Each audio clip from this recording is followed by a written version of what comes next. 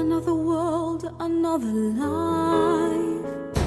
Driftwood the Musical, based on the best-selling memoir, tells the incredible true story of one family's miraculous escape from Nazi Germany. Critics describe it as mesmerising, sublime and stunningly crafted. Our world premiere season sold out. Don't miss out. Book tickets now for the May and June seasons at driftwoodthemusical.com.au.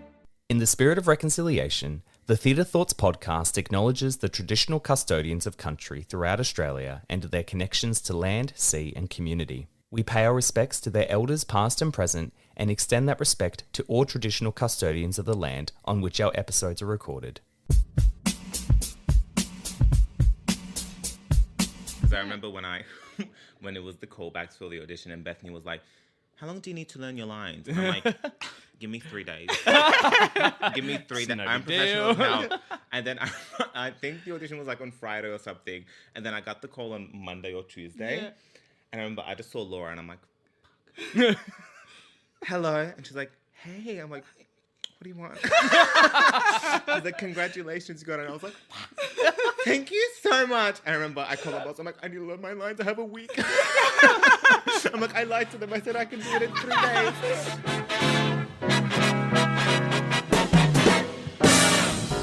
You're listening to the Theatre Thoughts podcast. If you're a new listener, welcome to the podcast. If you're one of our returning listeners, welcome back to a brand new episode. You can watch a snippet of this week's episode via our YouTube channel or subscribe to our Patreon for $5 a month to get access to the full video, a patron shout-out and earlier access to our episodes. Or if you're stretched on a budget, become a supporter for as little as $3 a month. If you're a fan of the podcast, please leave us a review wherever you're listening from. Share us on your socials, tell your friends at the theatre, stop to tell a stranger on the street, or just be that annoying friend who shares all the best recommendations. You can find all of our content via our Instagram channel at ttpod_official or by following the link in this episode's description.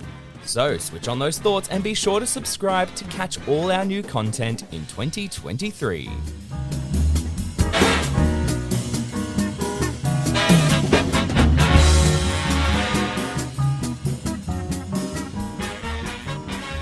Welcome everyone to a new episode of the Theatre Thoughts podcast. I'm here with two amazing guests today to talk about their new show, The Culture, which has been all over the world. It's been to Broadway, Wellington, and now in Sydney.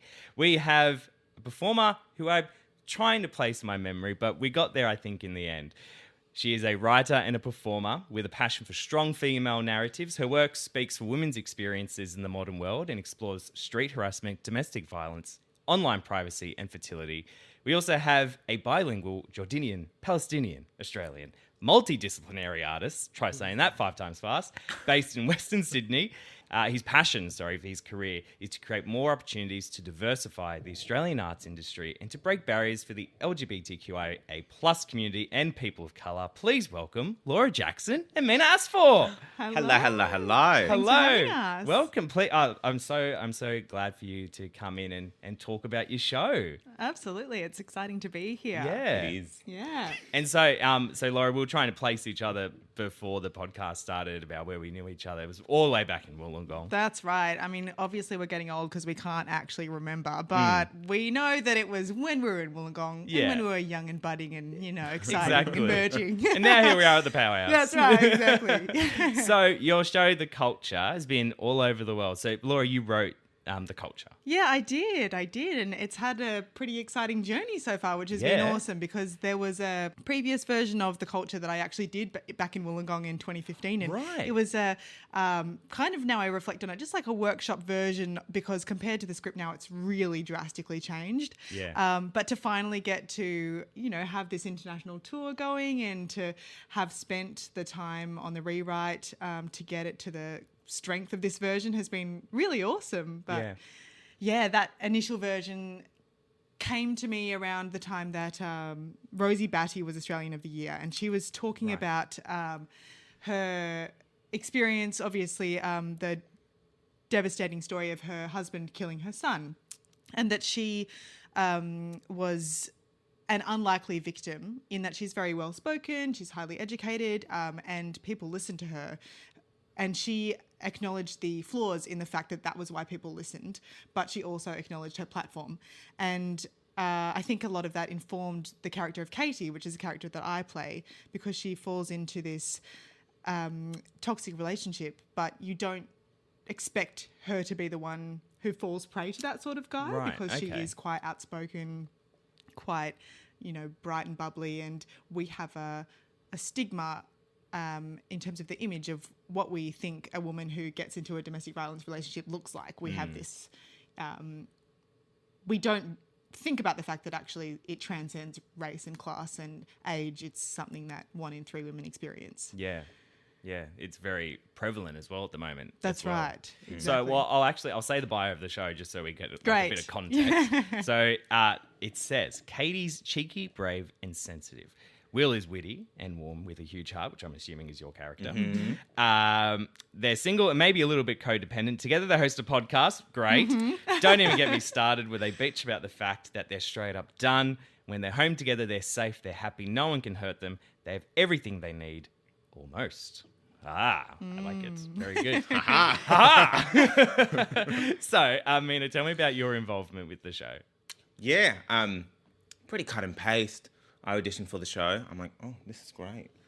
And then did a callback. I thought I did well. And then I got the gig. And here I am. That's great. No, but I remember reading the script and I was like, is she a stalker? Because I was like, it was very similar to just my life and the way that I speak. Okay. And a lot of the time when I was learning my lines, I'm like, that's not the line. Never mind. I'll go back. I'm like, no, it is the line. I'm just making things up in my head, but it's literally the line. So it was very similar to the way I naturally speak. So when I learnt my lines, it was a very easy transition. Yeah. I felt. And yeah, it's been great. I'm loving it. Yeah, but you weren't on the Broadway leg. No. So you've been on the Wellington leg. and- Wellington, Adelaide, and next week, Hobart, Sydney, then Melbourne. Amazing. Yeah. All the good stops. That's right. So was it always your dream to take it to Broadway? Yeah, I met this really great director at NIDA. She only came to work with us, I think, for a week, maybe 2, but I think a week. Anyway, I fell in love with her. I just really, really liked her approach. I felt like she got the best out of me. You know, sometimes I don't know. I've worked with directors who I think, you make me great. And then directors who I think, in front of you, you don't think I'm good and therefore I'm not. You know, it becomes self-fulfilling. Yeah. Anyway, so we really connected. She was just there for that short time. She was from New York. She went home. And then COVID struck and, the whole industry was on its knees and I was kind of looking for ways to remain creative. And I was looking for some online classes and I thought of her and I thought, I wonder if she's offering classes and I could do them with her. And now the world of online classes really shifted. And it doesn't matter where you are. And so I reached out to her and yes, she was offering classes in this. She's a Michael Chekhov teacher. So, love Chekhov. Yeah, love that. And she was offering these Michael Chekhov classes. So I started working with her, more regularly and I really enjoyed that. And then I just asked if she would read a copy of the play, the previous version, the one from, 2015. And she read it and she thought it had, potential. And so then this wasn't even in the kind of seriously I would do it with her directing it. It was just she was a mentor. I wanted her to read it. I thought, she'd be fantastic to direct it. But then we did a few Zoom readings with a few different actors playing the role of Will. And the previous version was quite didactic it kind of... The podcast has come in place of what used to be these direct address monologues to the audience where they would tell they'd tell their stories, but because they were so because of that the style, they did feel a little bit on the nose. Right, and now that those same stories have been shifted into a podcast form, it's much more about the banter between the two characters, and they can still tell those stories, but with an increased sense of warmth and friendship.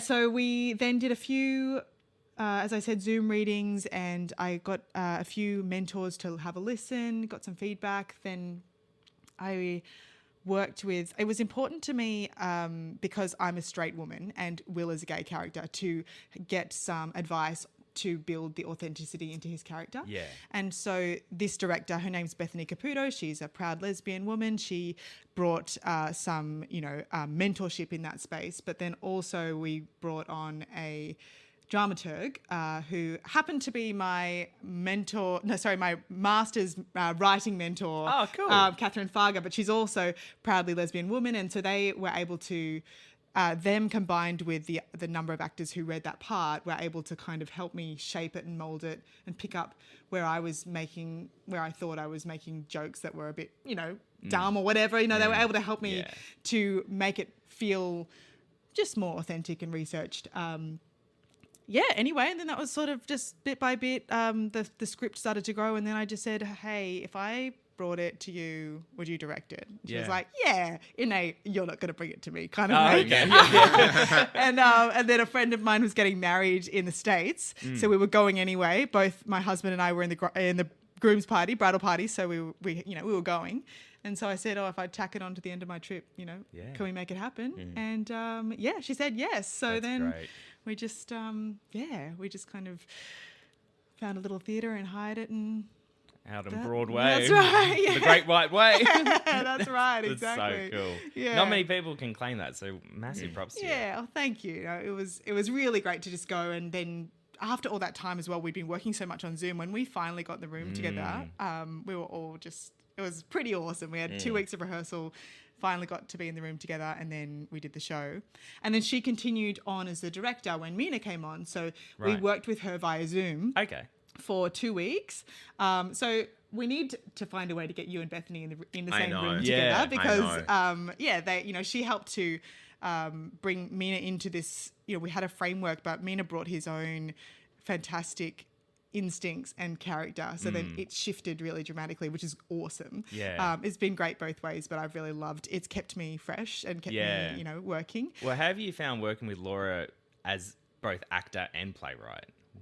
I found, look, it had its benefits just because when we were in the room and there were I just bit my tongue, of course I did. There were very specific things that I was doing, and it was like, oh no, we're not doing that. I'm like, but why? And she'll be like, well, X, Y, and Z. I'm like, okay, that makes sense. Yeah. And then we'll continue on.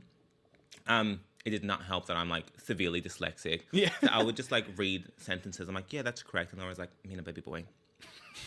That's not how you say the word. I'm like, it is. I know how to read. She's like, no. Let's read it again. I'm like, you are right. So what he's saying is that I was a pain in the ass. Read between lines. No, but you were actually fine on it. Like I preferred that. I remember like the first few rehearsals, you're like, hey man, let's talk. And I'm like, yeah, sure. And you're like, X, Y, Z. I'm like, tell me all this from now. So then I don't want a few months in. It's like, hey. Yeah, of course. There's an issue. I'm like, please don't think like you're like I am the most resilient person in the world. Like, tell me everything now. This is nothing. Yeah. But rehearsals were fun. I thought it was going to be the biggest drag just because it was over Zoom. I remember getting in like, okay, let's go.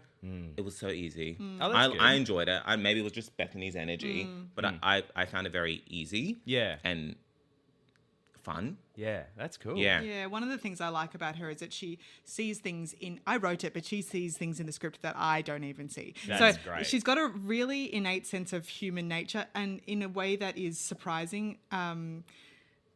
As in, there might be a way, a scene where the obvious thing is that they yell at each other or whatever, and she'll say, well, actually, why don't you try it like this? And then you realize, oh, that's so much more human to do it that's not really very well explained, but she has this real understanding of the depth of the way humans interact, right? Yeah, which I really love, yeah. And I felt like it helped us to kind of find freedom within not being too bound by what the script said, even though I'm the writer, so I had and a you weren't protection like over too attached to that. Oh, I'm sure I was annoying with Mina being like, this is the line, but he also came to rehearsals with the lines learned. He was amazing. He came, we did the whole thing in with Bethany in 2 weeks, and then we had a couple of rehearsals kind of to tweak it for each city, and then Carly has taken over as the tour director, so she's helped us to take it and rework it for each venue.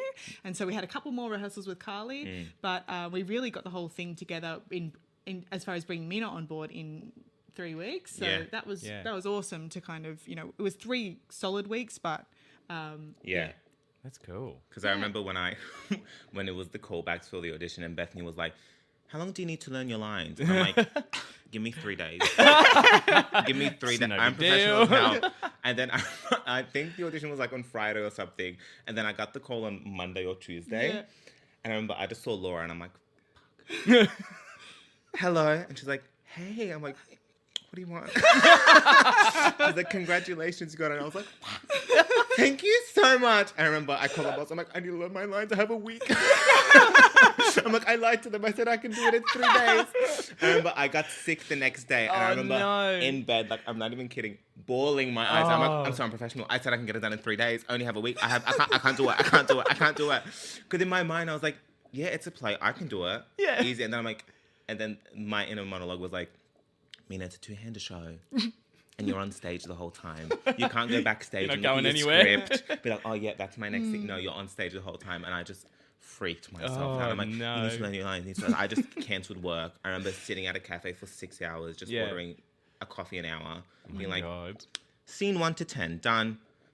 See, and then That's there was like, incredible. I'm pretty sure there's like 2 scenes where you just have a monologue, Yes. like the live stream ones, and I'm Yeah. like, haha, funny, amazing. Now I skip 2 scenes, done. But no, You could do that whole thing that they did on Friends where they hide lines in like the fruit on the Yes, table Yeah. and stuff true. like that. Just Yes. yes. I wish. What is this? What is this? Line. No, but yeah. I mean, it worked. I did promise lines learned, and I learned them. So Props to you. Yeah. But then I think, you mentioned it's a two-hander, it's just us. But because of that, we know, okay, if someone dries, it's the other one is there to help. We've Yeah. sort of, we'll save each other. We've just sort of been saying to you, I'll save you, you save me. That's Yeah. beautiful. No matter what happens, we've got each other's backs. Yeah. Yeah. And we've got this little pre-show kind of routine where Yeah. we've been saying, Okay. got your back. And Aw. and Mina does this little, okay, I think you need to tell her. okay. I'm excited Yeah. for this. Okay, there's lore to this. There's lore. So, in the Arabic pop star world, there's a woman called Haifa. Haifa Wafi. She came on the scene like early 2000s. We love her. The Arabic world hates her because like she's just hot and sexy. Okay. That's the only explanation why they don't like her. Yeah. She's a gorgeous woman. Anyway, she's like 51 years old now. Wow. When I tell you she looks nothing over a day over 21, I wish I was kidding. That's She looks insane. nothing over 21. And everyone still hates her. And she's still like on top of the game. Yeah. So we just, our pre-show ritual is just I hold our hands. We hold each other's hands. We're like, we are Haifa. And they are peasants. And then while we were on tour, it was her birthday. Yeah. I'm like, it's her birthday. And then literally the next day, I'm like, it was her birthday yesterday. And then the day after that, it was her birthday 2 days ago. It just kept on going. It's like, it was her birthday this week. We got the energy. And then we'd finish off with a little superhero Yeah. pose. And And then we'd run on stage Yeah. and do the thing. yeah. Oh, that's so. I love that. I love a good pre-show ritual. Yeah, totally.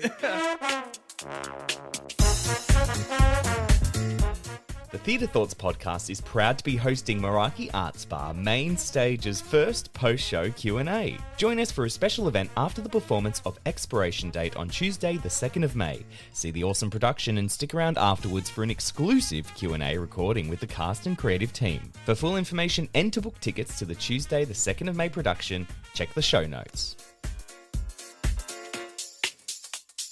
Well, I want to take it back way back to where you guys started. Because I'd like to know what sort of inspired you both to start your careers. Like, was there a moment, or was this like something you've always wanted to do with your lives? Yeah. Well, I was in the choir girl, like all through Australian Girls Choir. That was me. Playing. You went on the Qantas commercial. My voice was. Oh, there you go. The first one. Definitely, because I was listening to Mel and Sam podcast, and I think Elle talked about being on like the Qantas thing. So it's in my Yes, mind recently. totally, It's like yeah, every I person mean- who did choir was probably on that ad. That's right. Obviously, that was my first brush with fame. Still on your CV. Yeah, and played musical instruments, that sort of thing. School musicals, and never did any dancing, which I regret now. But then, who has time when I was playing, flute and piano and choir and whatever? There's only so much childhood hours. And you also have to give everyone else a chance. Exactly. I mean, you know, come on now, yeah. you can't do everything. Can't do it. Yeah, obviously out of kindness. They're trying to for keep other you people. humble. Like, Yeah, it's just, cool. yeah. Yeah. So then I went to Wollongong Uni to do the performing degree, and that was great. But that was great. Doesn't need great, but that was great. And I was ready to party and not ready to study. Yeah. So I went to Wollongong and just didn't properly absorb all that drama school has to offer. I was just, you know, really finding myself, you know, dating boys and living out of home and, you know, doing all of that stuff. And then did my Masters of Creative Arts. That's when I wrote my first play. Right. And that has started a, you know, different trajectory for me that has been great because I realized, oh, wow, if I write the thing, I get the role, you know? Yeah. Like, Interesting. slip myself in there. Yeah, exactly. And I can write the role that I want to perform. Yeah. And then, yes, toured that. That was a one-woman show. I toured that a bit, wrote the first version of The Culture and had a few bookings for that, and was also running a musical theatre company, Aspiring Musical Theatre Company, which was one of our Wollongong, you know, things at the time. It was great. Yes, that's where we met. Oh, you got it. It's clicked in your brain, Marty. There you go. Yes. Yeah. Ah. That Yes. is Marty, our producer at Theatre Thoughts. Yeah. He's finally clicked Yeah. how he knows. Yes, turns out we all have a deep, deep history. Yeah, so that was just like kind of a fun little collective, about 18, 20 people that we would put on cabarets together and bring people in to do masterclasses. And Right, yeah. all going like swimmingly well. And then I was auditioning for NIDA all the way through. You know, I auditioned for NIDA 4 years in a row, and then kept getting down to the shortlist, but not getting. I got like, you know, to the last callback shortlist, and then not getting in.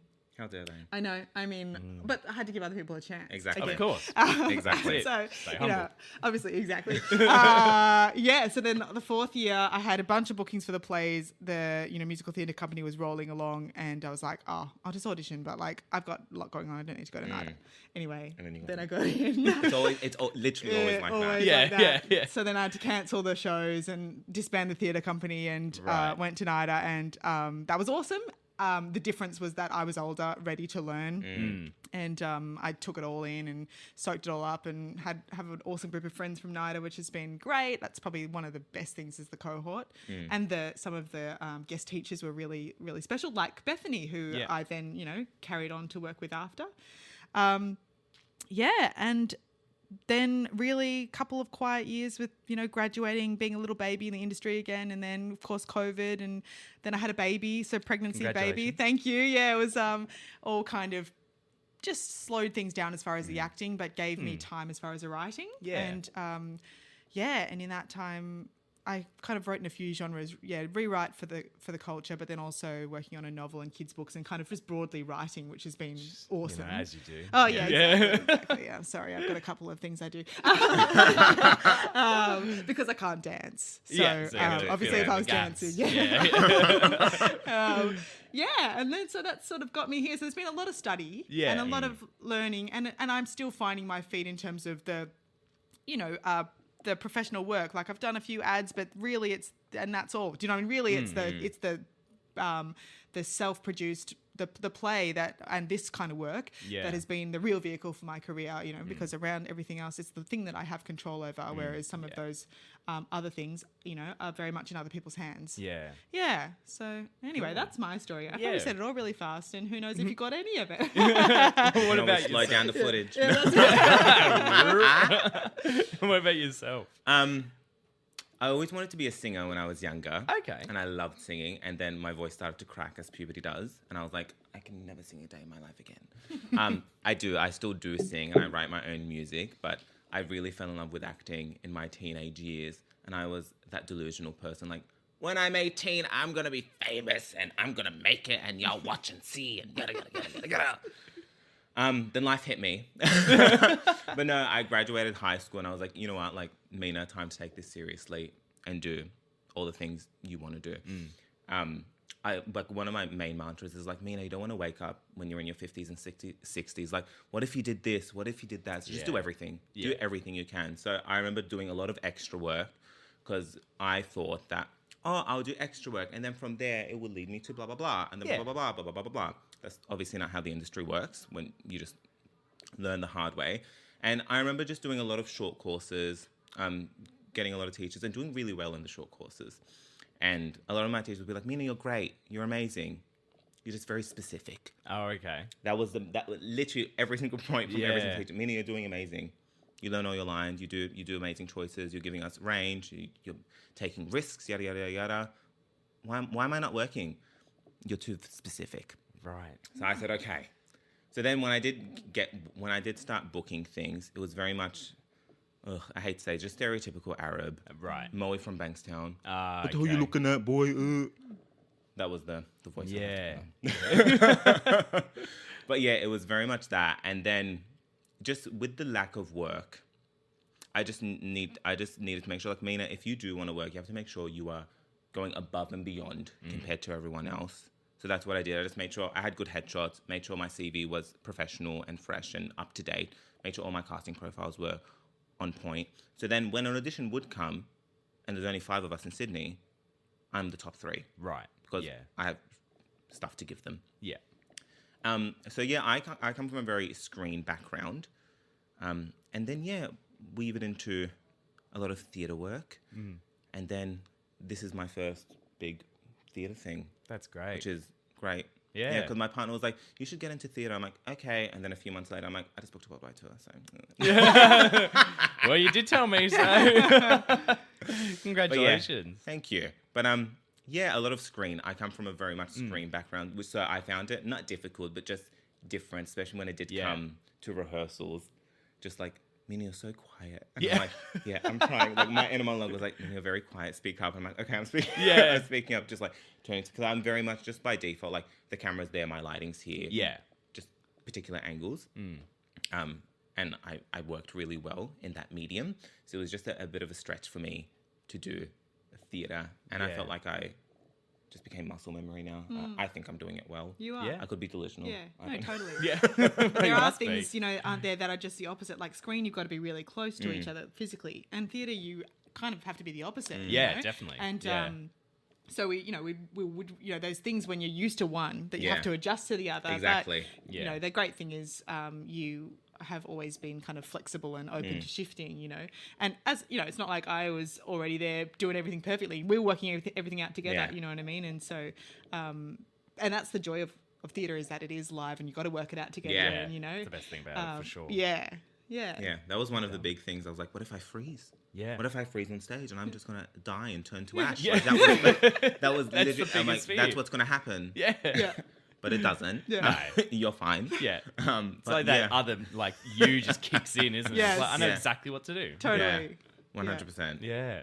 Well, did you want to play our segment, which is my favourite? It's called 1 Minute Theatre Thoughts. Okay, yep. Now, this is always interesting when it's with 2 people because it's like, do we do 1 for 1? Do we do 1 for 1? So I think for this, we'll just go 1 for 1. Great. So I'll ask one question, we'll snap it out. Great, So they're excellent. very much just like generic sort of theatre-based questions. Yeah. And it's like the first thing that kind of comes off the top of your head. Great.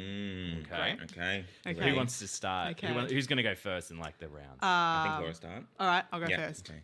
Cool. Okay, no worries. All Why right. am I getting nervous? I don't know. It just went really quiet. Don't fuck this up. Yeah. Okay, are you ready? Yes. Here we go.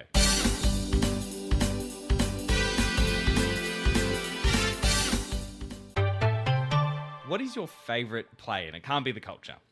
Detroit. Yes. by? Bloody hell, can't remember the playwright, but it's like 2 couples, and it's very funny and cheeky. Yeah, Awesome. yeah, and it ends up, I think they burn down the house. So spoiler, Spoilers. Mina? Oh, shit. Midsummer Night's Dream. There you go. Shakespeare. Who's your theatrical idol? Audra McDonald. Yes. Musical theatre. She was in the original King Kong. Don't know. The old woman, Coven. Go. Come on now. What's her name? Don't know. I know her name. My mind's refusing. Mina, you're the one answering the question. I know her name. She's old. She's beautiful. Cougar. Okay. I would marry her in a heartbeat. Her. The woman from Coven. Great. Okay. The Love it. Supreme. Good. Excellent. Do you have a favourite musical? Yes, Les Mis. I've been in 3 productions of Les Mis, but they were all, school. But if also, I love contemporary music theatre, like Dogfight, that sort of thing too. Oh, yeah. Hairspray. And last thing is, what area of theatre are you most passionate about? I can't decide between writing and acting, so I'll just say both. Yeah, I love writing. Yeah. Writing and acting, yeah. Now, the part I don't like is the producing, but that makes the rest possible. You know what I mean? Excellent. Yeah. And that's the 1 minute theatre thoughts. Yeah. It's my favourite part. I That like was to fun. just see like what comes off the top Yeah. of your heads. Yeah, I It's love awesome. Apparently nothing in me. I'm like, The woman from Coven. the woman from Coven. I'm sure you'll leave here and you go, That's it right. was. run back. That's right. Yeah. We'll add in the show notes. Awesome. Yeah. Well, thank you so much for coming in to have a chat. It's been awesome, like hearing about the show and like what's on offer and where you both started as well. Yeah, it's really thanks for great having to hear. us. Thank you for having us. Yeah, Yeah. nice to see you guys after so many years. I know, crazy. Well, the Culture is coming to Flight Path Theatre in Sydney on the 5th to the 20th of May, and you get your tickets at flightpaththeatre.org. Yes. And I'll also post all the other information on the show's description if you're in Melbourne or Hobart. Perfect. Perfect. Excellent. Thank you so much. Thank you so much for having us. Yeah.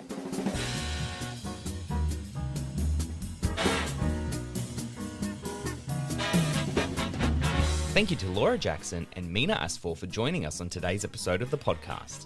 Thank you to Carly Fisher for helping to organise today's episode. The Culture finishes its world tour starting in Hobart from April the 25th to the 29th at the Peacock Theatre, Sydney May 3rd to May 20th at the Flight Path Theatre, and Melbourne June 7th to June 17th at TheatreWorks Explosives Factory. For full information and tickets, check today's show notes. And a massive thank you to our newest Patreon member, Lucy. Thanks for joining the Patreon. This episode was produced by Echidna Audio. Follow them on Instagram at Echidna Audio for all their audio services. Once again, if you enjoyed our podcast, leave us a review wherever you get your podcasts and head to the link in this episode's description for our Instagram account, TikTok, YouTube, and Patreon. My name's Justin Clarke, and I'll see you next time here on the Theatre Thoughts Podcast.